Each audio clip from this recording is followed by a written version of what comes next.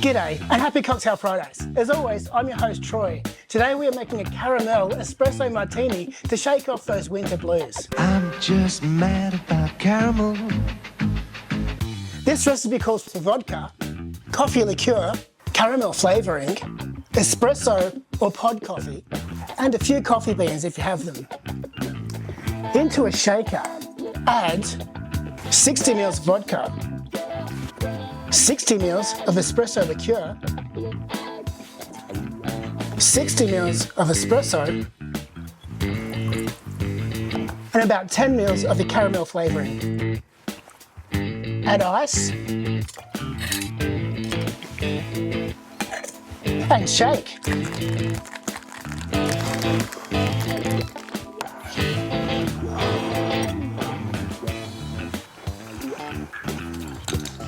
Garnish with a few coffee beans.